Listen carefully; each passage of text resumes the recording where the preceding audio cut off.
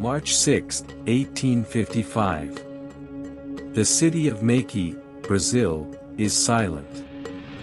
A massive crowd gathers, but there is no celebration.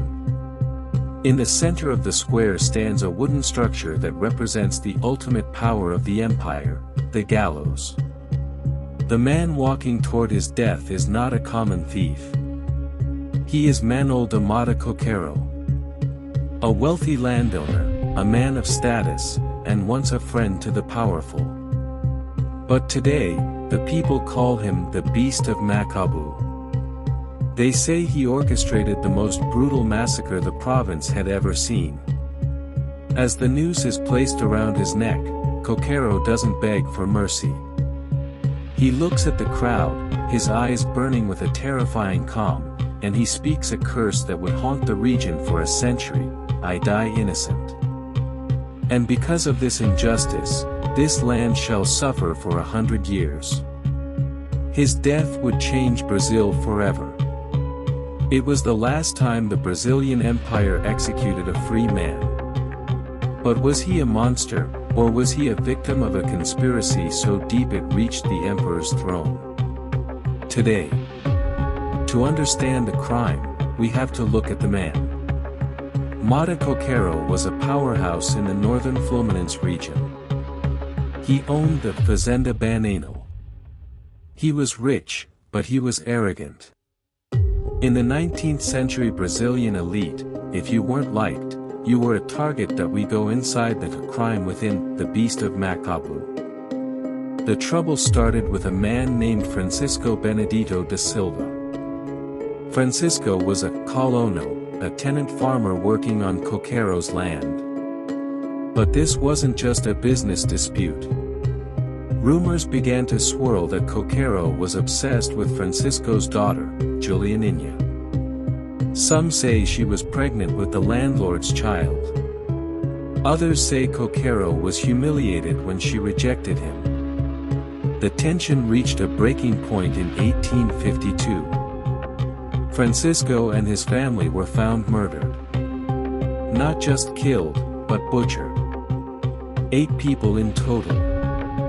Men, women, and children. The brutality of the scene was so extreme that the local police declared it the work of a beast. The investigation was a disaster from the start. The local political bosses, who envied Coqueiro's wealth and influence, saw a golden opportunity. They didn't just want justice, they wanted his downfall. The primary witness was an enslaved woman and a man named Florentino, who was allegedly hired by Coqueiro to carry out the hit. Under pressure, and likely torture, the testimonies kept changing. There was no physical evidence linking Coqueiro to the scene. No signature on a contract, no witnesses to him giving the order. Only hearsay.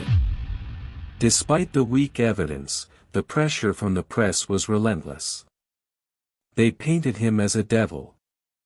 In the courtroom, Coqueiro stood alone. His high society friends vanished. He was sentenced to death by hanging. His last hope.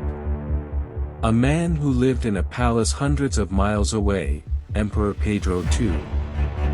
Dom Pedro II was known as a man of science and mercy. He hated the death penalty. In almost every case, he used his imperial grace to commute death sentences to life in prison. Everyone expected him to save Coqueiro. But something went wrong. Political advisors told the emperor that the public was bloodthirsty. If he pardoned a rich man after such a massacre, it would look like the elite were above the law. To save the reputation of the monarchy, Pedro II denied the pardon. He signed the death warrant with a trembling hand. Years later, a secret confession emerged. On his deathbed, another man, a local rival, reportedly admitted to framing Coqueiro and hiring the real killers just to seize his lands. The emperor was devastated. The realization that he had executed an innocent man was so profound that he never signed a death warrant for a free man again. The death penalty in Brazil died that day, alongside Motta Coqueiro. After the execution, the curse of Macabu seemed to take root. The region suffered from mysterious crop failures, economic collapse, and a series of strange tragedies. For 100 years, the name Motta Coqueiro was whispered in fear.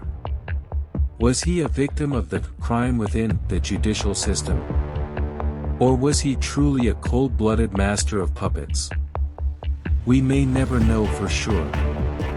But his story remains a dark stain on Brazilian history, a reminder that the loudest voice in the room isn't always telling the truth. Now, I want to hear from you. Do you believe the emperor made a mistake, or was the beast truly guilty? Type innocent or guilty in the comments. This case still divides historians today, and your theory might be the key. If you want more deep dives into the darkest secrets of history, make sure to subscribe to Crime Within. Hit the notification bell so you never miss a case. Because sometimes, the real monster is the one holding the gavel. Thanks for watching.